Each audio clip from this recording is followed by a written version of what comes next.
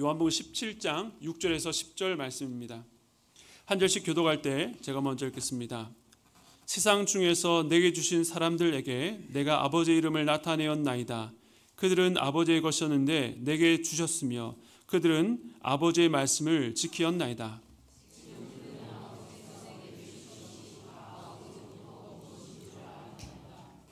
나는 아버지께서 내게 주신 말씀들을 그들에게 주었사오며 그들은 이것을 받고 내가 아버지께로부터 나온 줄을 참으로 아오며 아버지께서 나를 보내신 줄도 믿었사옵나이다.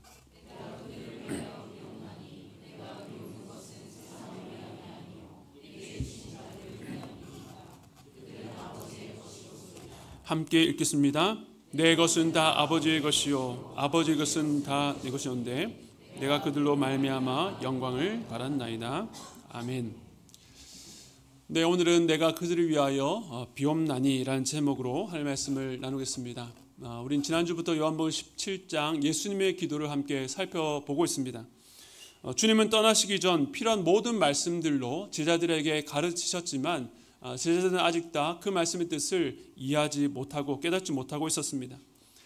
더군다나 예수님께서 이 땅에 오신 목적, 바로 십자가의 때가 왔지만 제자들은 이때에 더 큰 혼란에 빠지게 될 것입니다. 그래서 예수님은 모든 말씀을 마치신 뒤에 연약한 그들에게서 눈을 돌려 하늘을 우러러 기도하셨습니다.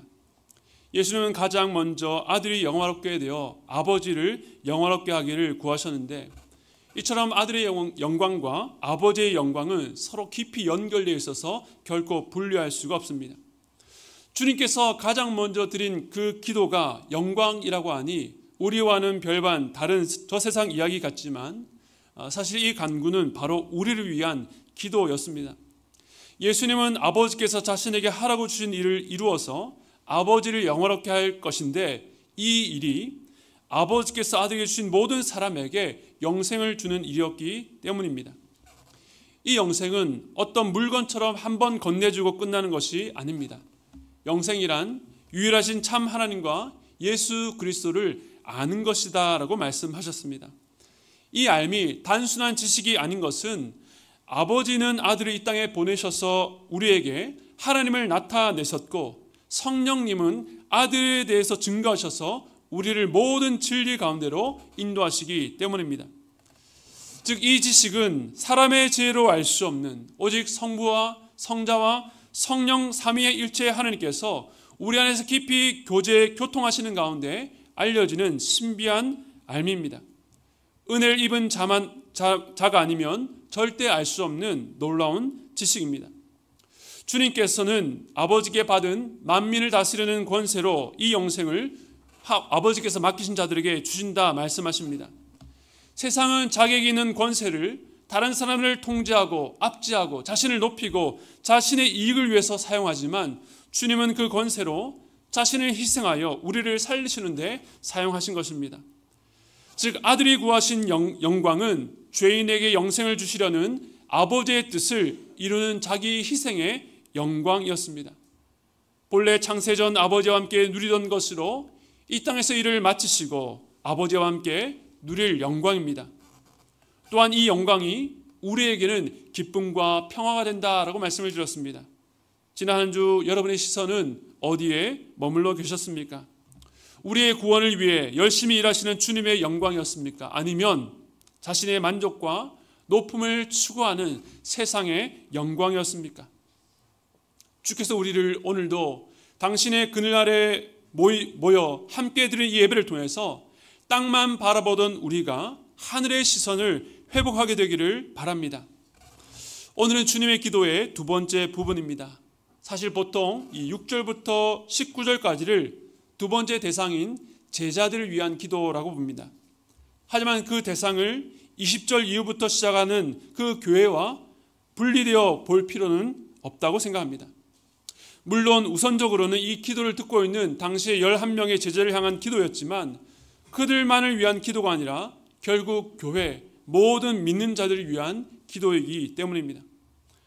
하나님께서 많은 민족들 가운데 택하신 이스라엘이 그들만을 위해서 존재하는 것이 아니라 그들을 통해 하나님께 돌아올 모든 백성을 위한 샘플인 것처럼 마찬가지입니다. 그래서 1차적으로는 제자들을 염두에 두되 우리도 그 기도의 대상에 포함해서 적용할 수 있습니다. 오늘 말씀을 연구하면서 두 가지 방향으로 정리를 해보았습니다. 첫 번째는 주님의 기도 속의 제자들은 누구인가? 제자들의 정체성에 대한 부분이고, 두 번째는 예수님께서 하신 일은 무엇인가? 예수님의 사역에 대한 부분입니다. 그런데 이 두 가지가 서로 깊이 연결되어 있습니다. 제자들의 정체성에서 예수님이 하신 일이 드러나고, 예수님께 하신 일은 제자들의 정체성을 더욱더 견고하고 확실하게 합니다. 눈에 드러나 보이는 부분이 있고 보이지 않는 수면 아래의 일들도 있습니다. 오늘 보면 첫 구절은 이 두 가지 모두를 말씀하고 있는데요. 우리 6절 말씀 같이 한번 읽겠습니다. 시작. 세상 중에서 내게 주신 사람들에게 내가 아버지 이름을 나타내었나이다. 그들은 아버지의 것이었는데 내게 주셨으며 그들은 아버지의 말씀을 지키었나이다. 아멘. 이 말씀 속에 제자들이 누구인지, 또한 예수님이 어떤 일을 행하셨는지가 나옵니다. 먼저 제자들이 누구입니까? 라고 묻는다면 세상 중에서 내게 주신 사람들이라고 할 수 있습니다. 즉 제자들은 세상 가운데 예수님께 맡겨진 자들입니다. 그렇다면 누가 예수님께 이들을 맡기셨는가, 주셨는가라고 할 때에 하반절에 그 답이 나옵니다. 그들은 아버지의 것이었는데 내게 주셨다라고 말씀합니다. 즉 제자들은 주님을 만나기 전부터 아버지의 것, 아버지의 소유였습니다. 그런데 그들은 세상 중에 있었습니다. 여기서 말하는 세상은 중립적인 세상이 아니라 하나님을 거슬러 사단의 영향력 아래 있는 세상을 말합니다. 그 지배 아래 있는 자들은 하나님을 대적하기 때문에 그 마음에 하나님 두기를 싫어합니다.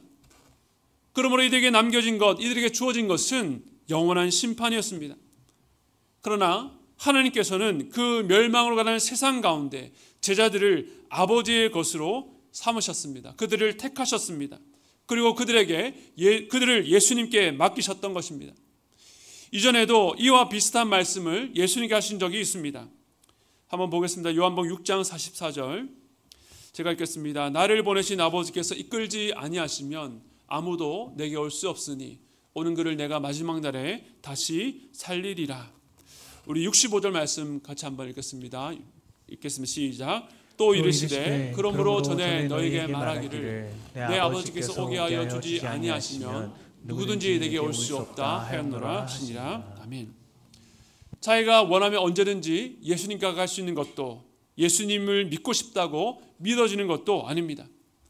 자신의 선택과 결정 이전에 모두 아버지께서 이끌어 주시고 아버지께서 오게 한 자만 예수님께로 갈 수 있다는 것입니다. 이처럼 아버지는 오직 자기가 택한 자들만 세상 중에서 예수님께 맡기셨습니다. 이것을 신학적인 용어로 예정, 영원전 선택이라고 말합니다. 에베소서 1장 4절과 5절은 이렇게 말합니다. 곧 창세전에 그리스도 안에서 우리를 택하사 우리로 사랑 안에서 그 앞에 거룩하고 흠이 없게 하시려고 그 기쁘신 뜻대로 우리를 예정하사 예수 그리스도로 말미암아 자기의 아들들이 되게 하셨으니 아멘. 하나님께서 구원받는 자들을 창세 전에 그의 기쁘신 뜻대로 택하시고 예정하셨다라고 말씀합니다. 그 말은 이 선택에 있어서 인간이 영향을 주거나 기여할 수 있는 것이 아무것도 없다는 것입니다. 어떤 이들은 하나님은 전지하시기 때문에 우리가 예수님을 택할 것을 미리 아시고 우리를 선택하셨다라고 말하는데 그것도 옳지 않습니다. 성경은 이 선택이 창세 전에, 즉 우리가 존재하기도 전에 이루어졌고 그 어떠한 외부 조건도 영향을 줄 수 없고 오직 아버지의 기쁘신 뜻대로 예정하셨다라고 말씀하고 있습니다. 다시 말해 우리의 어떠함이 아니라 전적으로 하나님의 선하심과 자비하심, 그의 지혜와 은혜로운 성품에 기대어 있다는 것입니다. 우리로서는 왜 하나님께서 우리를 선택하셨는지 알 수 없습니다. 또한 이 세상을 바라보면서 누구를 택하셨는지 판단할 수도 없습니다. 우리에게는 감춰진 신비의 영역입니다. 그러면 택하지 않은 사람들은 어떻게 되는가? 라고 하는 질문을 비롯해서 하나님의 지혜와 선하심을 의심케 하는 많은 의문을 낳지만 이것이 성경이 우리의 구원에 대해서 가르치는 확실한 진리입니다. 죽어야 마땅한 자를 택하여 살리신 하나님 향해서 왜 다른 사람들을 살리지 않냐고 그분의 자비하심을 요구할 권리는 아무에게도 없습니다. 그러나 자비가 없는 하나님이라면 사랑하는 아들을 보내실 리도 없고 그 아들이 죄인을 위해서 대신 죽을 필요도 없는 것입니다. 그렇다면 인간의 선택을 초월해 오직 하나님의 선택만이 우리의 구원의 출발이 되는 이유가 무엇입니까? 하나님께서 그렇게 하신 이유는 인간의 불완전성 때문입니다. 인간은 자기의 힘으로 구원받을 수 없습니다. 이런 상태 가운데 있는 인간의 실존을 안다면 은혜로운 하나님의 선택 외에는 답이 없다는 것을 받아들일 수밖에 없습니다. 그런데 이 카톨릭에서는 하나님의 은혜가 신자에게 주입되면 그때부터 신자는 그 은혜를 의지해서 공로를 쌓아서 의롭게 된다라고 가르칩니다. 은혜를 말하는 것 같지만 결국은 인간의 행위 구원으로 귀결될 수밖에 없습니다. 우리의 구원은 하나님께서 조금만 도와주시면 그때부터 우리의 힘으로 완성시킬 수 있는 것이 아닙니다. 우리 철저하게 타락했기 때문에 우리에게는 그 어떤 선도 기대할 수가 없습니다. 그래서 우리의 구원은 처음부터 마지막까지 오직 하나님의 은혜에만 기댈 수밖에 없습니다. 그렇지 않고 만일 우리의 구원이 조금이라도 우리의 행위에 기대어 있다면 우리의 구원은 어떤 날은 있다가 어떤 날은 잃어버리고 말 것입니다. 그렇게 불안한 구원은 우리에게 완전한 평안을 줄 수 없습니다. 오늘날 이단성 경계에 있는 교회들이 마치 우리의 구원이 취소될 수 있는 것처럼 가르치고 설교하는 것을 보게 됩니다. 그런 교회를 유심히 들여다보면 신자들의 열심이 대단히 뜨겁고 특심합니다. 왜냐하면 그들이 믿는 교리가 그들로 하여금 영적으로 긴장하게 하고 열심을 내게 하고 더 헌신하게 만들기 때문입니다. 그러나 그것은 아무리 열심이고 아무리 대단한 헌신이라 할지라도 성경이 우리에게 요구하는 열심과 헌신이 아닙니다. 그것은 일종의 영적인 협박이요 가스라이팅입니다. 하나님께서 우리에게 주신 것은 두려워하는 마음이 아니라 오직 능력과 사랑과 절제하는 마음이라고 하셨습니다.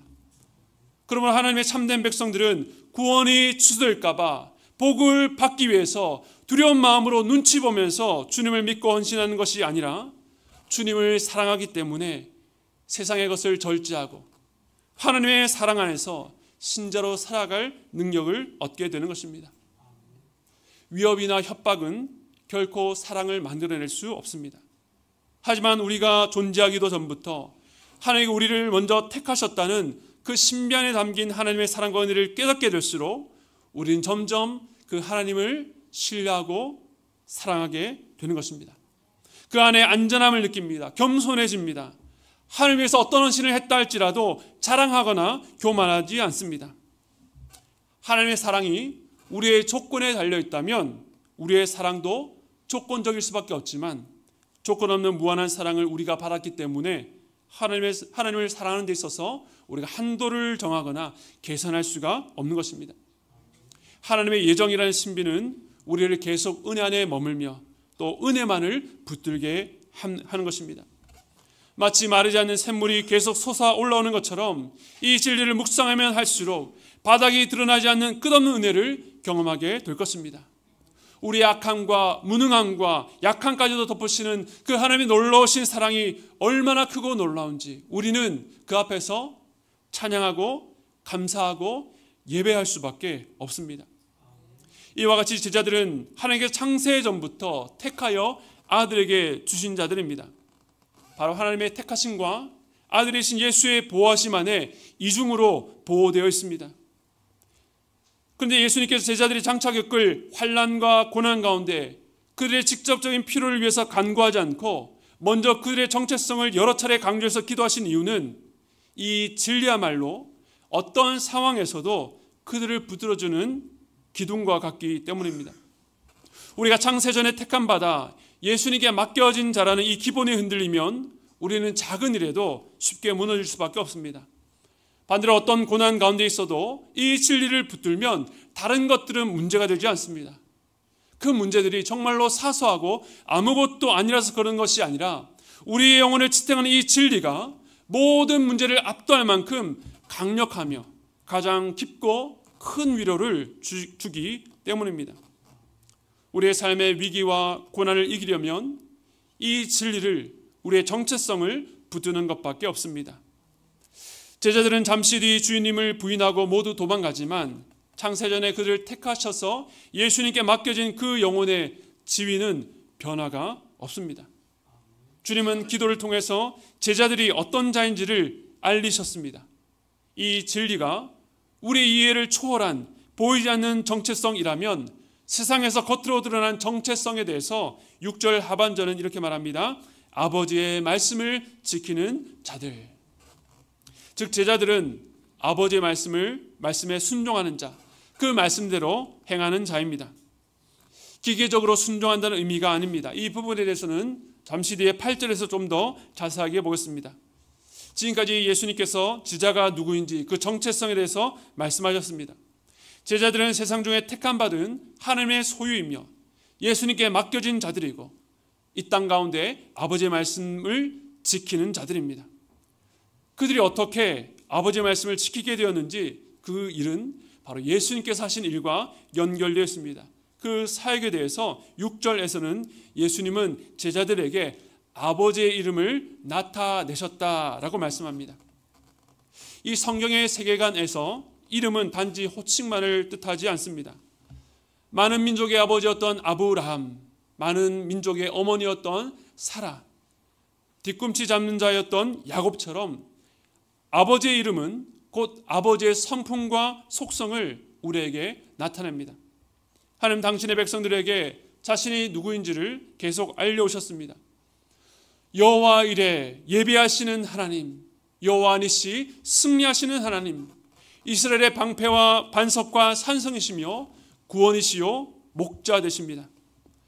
하나님께서 이것을 위해서 직접적인 음성으로 또 여러 선지자들의 입술과 여러 사건을 통해서 자신을 나타내셨는데, 그러나 이 계시가 부분적이고 파편적이었다면 이제 신약에 들어와서 마지막 때에 최고의 계시로 가장 완전하게 드러내신 계시가 바로 아들이신 예수 그리스도입니다. 예수님은 제자들에게 아버지의 이름을 드러내셨습니다. 즉 하나님 아버지를 나타내신 것입니다. 어떻게 나타내셨습니까? 요한복음 17장 8절 상반절에 이렇게 말씀합니다. 나는 아버지께서 내게 주신 말씀들을 그들에게 주었사오며.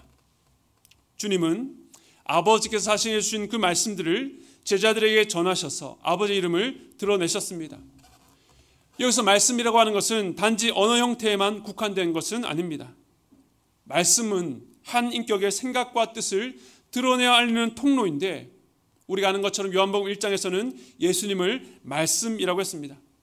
그것은 예수님께서 숨겨진 아버지의 뜻을, 숨겨진 아버지를 우리에게 가장 확실하고 완전하게 알리시기 때문입니다. 그런데 그 말씀이 육신이 되셨습니다. 초월적인 신이 우리가 보고 만지고 경험할 수 있는 세계 안으로 들어오셔서 자신의 생각이나 뜻이 아니라 하나님 아버지의 이름, 하나님의 뜻을 제자들에게 알려주신 것입니다. 요한복음 12장 50절은 이렇게 말씀합니다. 우리 함께 읽겠습니다. 시작. 나는 그의 명령이 영생인 줄 아노라. 그러므로 내가 이르는 것은 내 아버지께서 내게 말씀하신 그대로니라 하시니라. 아멘. 이 말씀뿐만 아니라 요한복음 곳곳에 보면 예수님은 자의로 말하지 않고 아버지께 들은 것, 아버지께서 가르친 것, 아버지의 교훈을 말씀하신다고 하셨습니다. 곧 아버지의 뜻이 아들의 뜻이요 아버지의 말씀이 아들의 말씀이었습니다. 뿐만 아니라 주님께서는 여러 행적을 통해서 아버지의 뜻을 알리셨습니다. 요한복음에 모두 7가지 표적이 나오는데, 물을 포도주로 바꾸시고 신하의 아들을 고치시고 안식일에 스스로 일어날 수 없는 자를 일으켜 세우시고 오병이어로 수천 명을 먹이시고 물 위를 걸으셨습니다. 날 때부터 맹인된 자의 눈을 뜨게 하셨고 심지어는 죽은 자를 살리셨습니다. 이 모든 표적들은 단지 예수님의 능력이 아니라 백성들에게 아버지를 드러내신 표적이었습니다. 그리고 이제 예수님은 십자가를 통해서 하나님의 능력과 지혜, 그 사랑과 자비를 가장 극적으로 나타내실 것입니다. 이처럼 예수님은 제자들에게 들리는 말씀인 가르침과 보이는 말씀인 행적, 바로 자신의 삶과 죽음과 부활을 통해서 아버지의 이름을 드러내시는 것입니다. 그런데 주님께서는 아무도 볼 수 없는 골방에서 드러내시지 않으셨습니다. 수많은 사람들 앞에서 그것을 나타내셨지만 그 앞에 사람들의 반응이 나뉘었습니다. 똑같은 것을 보았지만 어떤 이들은 예수를 대적하고 심지어 죽이려고 했습니다. 그런데 제자들은 그것을 듣고 보고 주님을 따르는 제자들이 되었습니다. 이것에 대해서 주님은 하나님 나라의 비밀을 아는 것이 너에게는 허락되었으나 다른 사람에게는 비밀로 되었다, 감추어졌다라고 말씀하셨습니다. 어떻게 제자들은 다른 이에게 감춰진 것을 볼 수 있게 되었습니까? 요한복음 17장 7절은 이렇게 말합니다. 지금 그들은 아버지께서 내게 주신 것이 다 아버지로부터 온 것인 줄을 알았나이다. 예수님은 계속 자신이 이 땅 가운데 보내신 이가 있다라고 말씀하셨습니다. 그러나 세상은 그 예수님과 아버지 하나님을 연결하지 못했습니다. 하지만 제자들은 주님께 있는 그 모든 것들이 아버지로부터 온 것인 줄을 알았습니다. 어떻게 알게 되었습니까? 제자들이 다른 이들보다 더 경건하고 더 지혜롭고 더 선해서 한 것이 아니라 앞서 말씀드렸던 것처럼 그들을 먼저 택하신 하나님의 사랑과 은혜 때문이었습니다. 보이지 않는 영역, 그들이 하나님의 택함을 받아 예수님께 맡겨졌다는 그들의 정체성은 바로 눈에 보이는 현상 세계에서 예수의 그 말씀을 통해서 하나님의 이름을 알게 되고 그 말씀을 지켜 순종함으로 드러나는 것입니다. 이들이 하나님의 말씀을 지키는 것에 대해서 요한복음 17장 8절 하반절은 좀 더 자세하게 말씀하고 있습니다. 우리 함께 읽겠습니다. 시작. 그들은 이것을 받고 내가 아버지께로부터 나온 줄을 참으로 아오며 아버지께서 나를 보내신 줄도 믿었사옵나이다. 아멘. 제자들이 주님의 말씀을 받아서 그 결과로 알고 믿었다라고 기도하셨습니다. 무엇을 알았습니까? 예수님께서 아버지께로부터 나온 줄을 알았습니다. 그리고 아버지께서 예수님을 보내신 줄도 믿었습니다. 이처럼 우리가 하나님의 말씀을 들어 순종할 때에 그 이면에는 영적으로 알고 믿어지는 일이 먼저 일어납니다. 이것이 말씀의 능력입니다. 말씀을 전하는 자의 능력이 아니라 그 말씀을 주신 하나님께서 창세전에 택하신 자들 안에 역사하셔서 세상이 보지 못하는 지식을 깨닫게 하시고 세상이 믿을 수 없는 것을 믿게 하시는 것입니다. 지난 16장에서도 예수님의 고별 설교 말미에 제자들이 이렇게 고백합니다. 16장 30절에 우리가 지금에야 주께서 모든 것을 아시고 또 사람의 물음을 기다리시지 않은 줄 아나이다. 이로써 하나님께로부터 나오심을 우리가 믿사옵나이다. 제자들이 주님의 말씀을 들었을 때에 알게 되었고 이로써 믿게 되었습니다. 물론 이것은 온전한 암과 믿음은 아니었습니다. 그들은 곧 시작될 예수님의 고난 앞에서 철저하게 무너지게 될 것입니다. 하지만 이것은 주님께서 인정하신 진실된 고백이었습니다. 그들이 진실된 것이 아니라 사람의 힘으로 알거나 믿을 수 없는 그 암과 믿음을 주신 하나님 아버지께서 진실하시기 때문입니다. 제자들은 연약한 육체의 한계로 인해서 넘어지지만 그들에게 은혜를 시작하신 하나님께서 예수 그리스도를 통해서 그들을 다시 일으켜 회복시키실 것입니다. 지금의 상태에 머물지 않고 성령께서 오셔서 그들을 모든 진리 가운데로 인도하시는 은혜를 입게 될 것입니다. 그렇기 때문에 이미 그들에게 영적인 지식과 믿음이 있었지만 주님의 사역도 멈추지 않습니다. 요한복음 17장 9절 말씀 우리 함께 읽겠습니다. 시작. 내가 그들을 위하여 비옵나니 내가 비옵는 것은 세상을 위함이 아니요 내게 주신 자들을 위함이니이다. 그들은 아버지의 것이로소이다. 아멘. 예수님께서 어떤 일을 하십니까? 예수님은 기도하십니다. 그런데 이 기도의 대상은 제한되어 있습니다. 예수님은 지금 세상을 위해서가 아니라 아버지께서 자기에게 맡기신 자들, 아버지의 소유된 제자들을 위해서 기도하십니다. 그들은 하나님의 택하심으로 주의 말씀을 들을 때에 알고 믿어 순종하게 되었지만 주님께서는 이제는 할 일을 다 했으니 이제부터 너희들이 알아서 해라고 내버려 두지 않고 기도를 통해서 그들을 세워 나가시는 것입니다. 하나님이 택하신 자들, 주의 말씀을 통해서 아버지를 알게 된 자들이 연약한 가운데의 말씀을 듣고 지키는 자로 믿음이 자라도록 붙들어 주시는 주님의 기도가 있습니다. 여러분께서 말씀을 듣는 중에 아직 명확하지 않아도 무언가를 알게 되고 조금씩 믿음이 생기는 것, 들은 말씀에 내가 순종해야 되겠다는 마음을 먹고 그 말씀을 지키려고 삶의 자리에 나가는 것은 여러분의 의지적인 선택과 노력만으로 되는 것이 아닙니다. 바로 여러분 안에 이 변화를 일으키시는 주님의 일하심이 먼저 있기 때문입니다.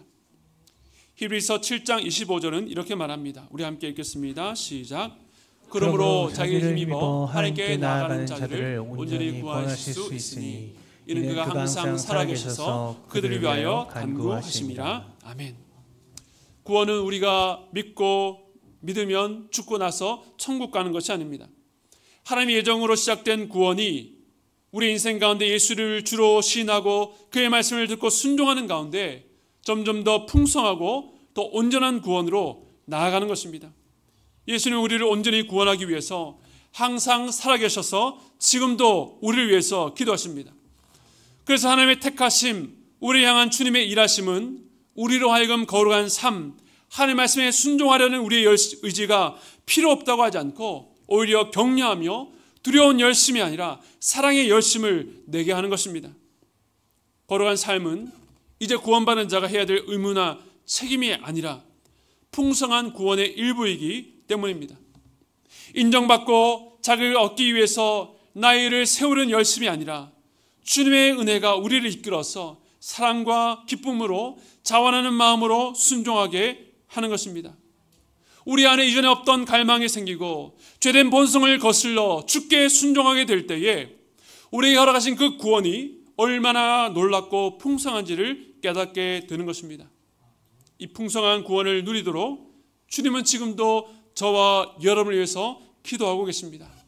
이 기도를 힘입어 우리가 하나님의 말씀에 순종할 때에 그 결과는, 그 열매는 우리의 기대를 뛰어넘어 참으로 놀라운 것을 보게 됩니다. 우리 마지막 17장 10절 말씀 함께 읽겠습니다. 시작. 내 것은 다 아버지의 것이요 아버지의 것은 내 것이온데 내가 그들로 말미암아 영광을 받았나이다. 아멘. 누추하고 연약한 우리 인생을 통해 주님께서 영광을 받았다라고 말씀하십니다. 내 것이 아버지의 것이고 아버지의 것이 내 것이기 때문에 주님의 영광은 또한 아버지의 영광이 됩니다. 아들과 아버지의 영광이 우리의 기쁨과 평화가 될 뿐만 아니라 우리의 삶으로, 우리가 믿음으로 하나님의 말씀에 순종할 때에 주님은 내가 너희로 말미암아 영광 받았다라고 말씀하시는 것입니다. 주님은 우리가 성공하고 높은 자리에 올라가서 이 모든 것이 하나님의 은혜였습니다라고 말할 때 영광받는 것이 아니라 아무도 알아주지 않는 무명일지라도 환난과 가난과 고난 속에서도 그 믿음을 지키는 성도들, 진리의 말씀과 성령으로 그 길을 걸으며 주를 섬기는 일에 자신을 드리는 성도들 통해서 영광 받으십니다. 예수님 때문에 용납할 수 없고 인내할 수 없는 누군가를 품어주고 안아주고 용서할 때에 우리 주님은 영광 받으십니다. 저희 교회 순장반은 매주 토요일 새벽 6시 반에 모입니다. 헌신된 순장님들이 쉬어야 될 그 시간에 멀게는 양평에서 또 서울에서 30-40분 운전해서 이곳으로 모여옵니다. 우리는 모여서 함께 말씀을 나누고 교회와 공동체를 위해서 주님께서 우리에게 맡기신 그 영혼들을 위해서 함께 기도합니다. 또한 매주 중보기도 헌신자들이 일주일에 1시간씩 교회로 나와서 교회와 나라와 공동체를 위해서 기도합니다. 또 순장이나 중보기도 헌신자는 아니어도 주님의 교회를 위해서 각자의 자리에서 기도하는 성도들이 곳곳에 계십니다. 이 기도는 오늘 우리 위해서 기도하시는 주님의 기도를 닮아 있습니다.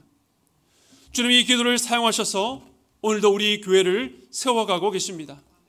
학기가 시작된 지 얼마 되지 않았는데 각 다락방마다 하나님의 말씀 앞에 서서 치열하게 살아가시는 성도들의 소식이 들려옵니다. 고난과 어려움 가운데서도 내니 두려워하지 말라 말씀하시는 주의 그 말씀 앞에서 다시 힘을 내고 달려가겠다고 결단합니다. 저는 이 소식을 들으면서 하나님께서 우리 교회를 통해서 영광 받으신다는 생각에 가슴이 벅차오릅니다. 우리 교회가 성도들이 많아지고 대단한 사역을 해서가 아니라 성도들이 하나님께 허락하신 그 작은 믿음으로 말씀 앞에 바는 그 모습들이 우리 주님을 얼마나 기쁘시게 하는지, 우리 하나님께 얼마나 영광이 되는지 목회자로 그 기쁨의 일면을 아주 작게나마 볼 수 있음이 얼마나 감사하고 감격이 되는지요. 사랑하는 성도 여러분, 믿음으로 걸어가는 길이 외롭고 힘들 수 있습니다. 아무도 알아주지 않을 수 있습니다. 그러나 누구도 옮길 수 없는 여러분의 정체성을 확인하시고 오늘도 우리를 위해서 기도를 멈추지 않으시는 주님이 있다는 사실을 기억하시기 바랍니다. 우리는 연약하여 자주 넘어지지만 주님의 그 놀라운 사랑과 중보가 오늘도 여러분을 붙들고 있습니다. 그러므로 말씀을 들려주실 때에 믿음으로 순종하여 우리 주님께 영광 돌리는 삶이 되시기를 주님의 이름으로 축복합니다. 그리고 그 주님의 기도를 닮아 여러분 자신뿐만 아니라 믿음의 공동체를 위해서 오늘도 고난과 어려움 가운데 주저앉아 있는 우리 성도들을 위해서 기도로 나아가는 여러분 되시기를 주님의 이름으로 축복합니다. 오늘 말씀을 기억하시면서 우리 찬양으로 주님 앞에 나아가길 원합니다. 주는 완전합니다. 우리 함께 고백하겠습니다.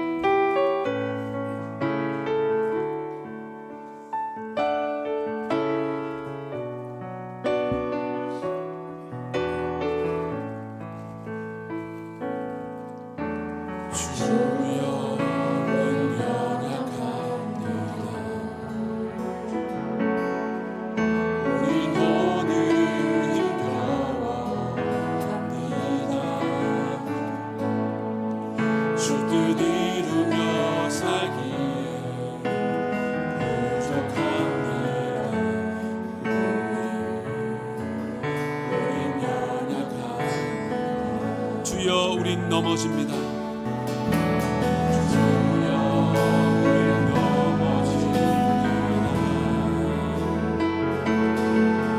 오늘 하루 곳에서 주의 긍휼을 구하는 주의 긍휼을 구하는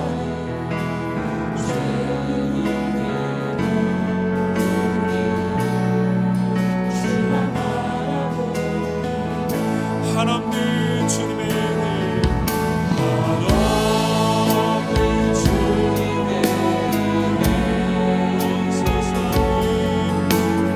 온 세상 위에 넘칩니다. 하늘 주 없는 주 영광 온 땅 위에 충만합니다. 주님만을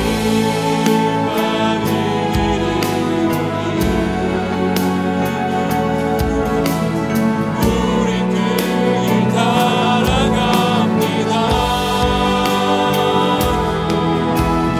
그날에 우리를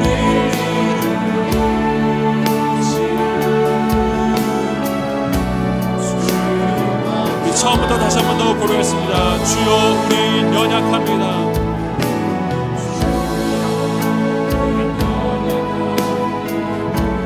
우린 오늘을 힘겨워합니다.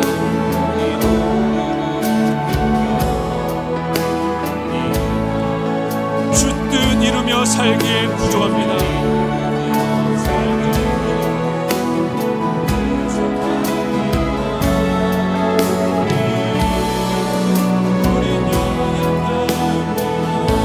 주여 우린 넘어집니다.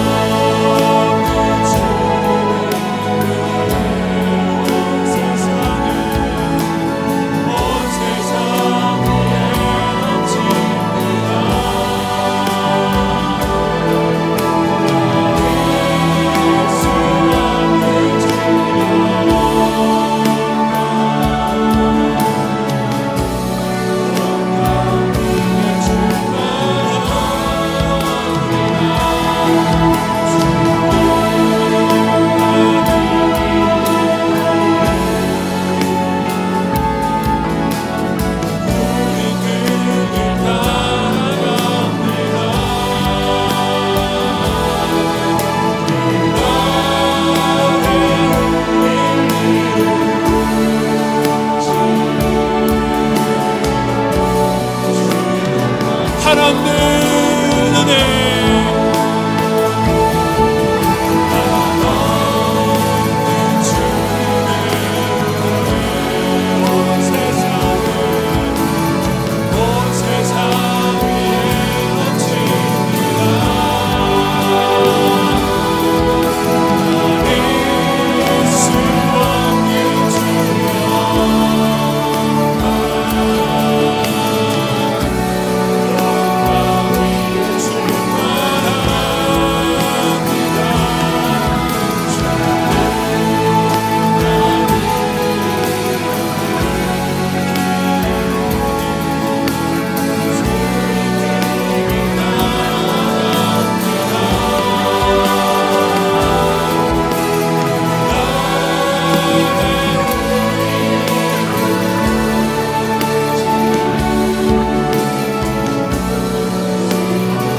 그날에 우리를 이루신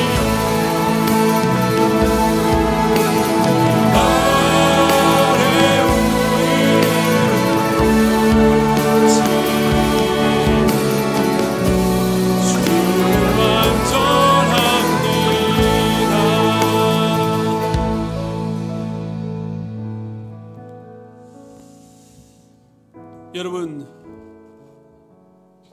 무엇이 여러분을 그렇게 두렵게 하십니까? 무엇 때문에 그렇게 염려하십니까? 아무리 크게 보이는 일도, 아무리 큰 고난도, 아무리 내가 넘어설 수 없는 그 장벽도 오늘 하나님의 손 안에 있는 예수 그리스도께 맡겨진 우리의 영혼을 어찌할 수 없습니다. 우리 하나님은 참새가 두앗사련에 팔리는 것도 감찰하시는 분, 너희는 참새들보다 귀하다 말씀하셨습니다. 여러분은 무엇을 두려워하고 사십니까? 정말로 두려워야 될 뿐 하나님이 아니라 이 세상, 내가 앞에 둔 목표, 내가 원하는 것을 얻지 못하여서 두려워하고 있지는 않습니까? 오늘 이 시간 이 말씀을 통해서 우리의 삶의 모든 부분이 정리되기를 원합니다.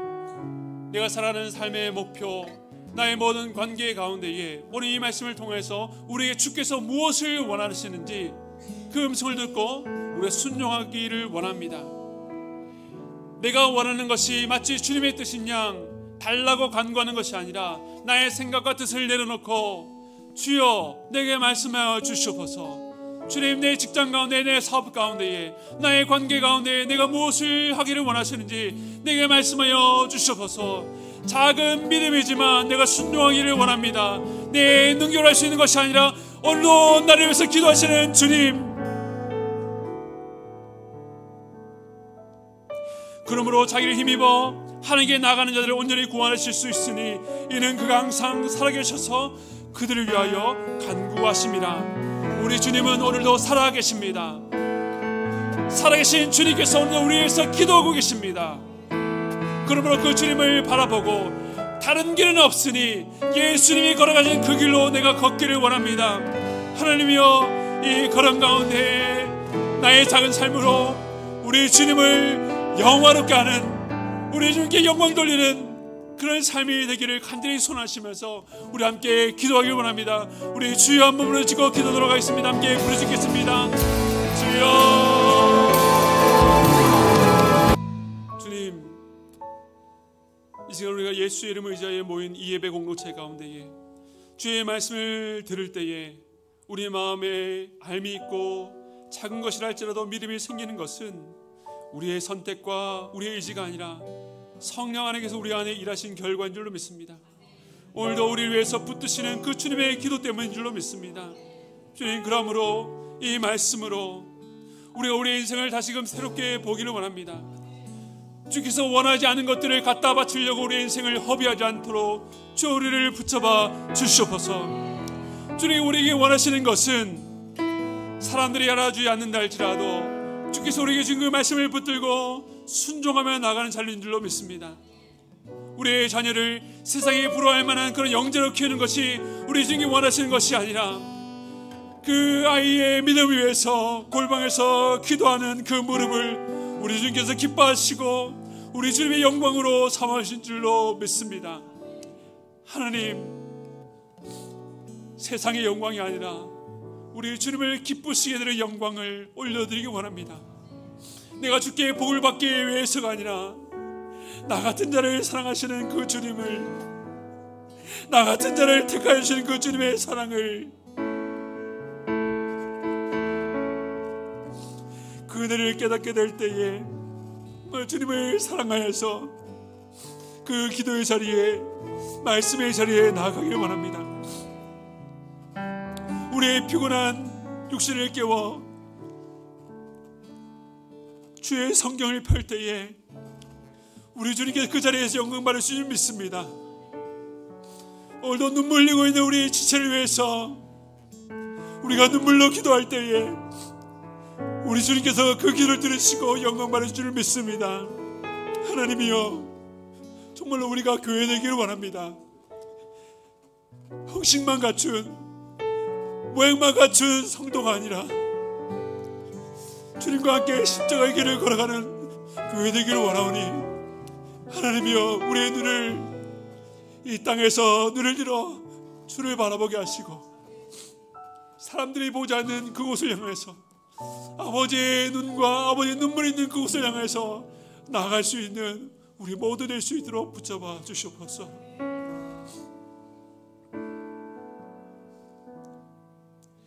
지금은 우리 주 예수 그리스도의 한량없는 은혜와 하나님 아버지의 무한하신 사랑하심과 성령님의 감동 감화 교통하심의 역사가 오늘도 우리를 위해서 기도하시는 그 주님의 기도에 힘입어 주께 주신 말씀을 듣고 믿음으로 순종하고 나아가겠다고 다짐하고 돌아가는 모든 성도들의 머리 위에 지금부터 영원토록 함께 있기를 축원드리옵나이다.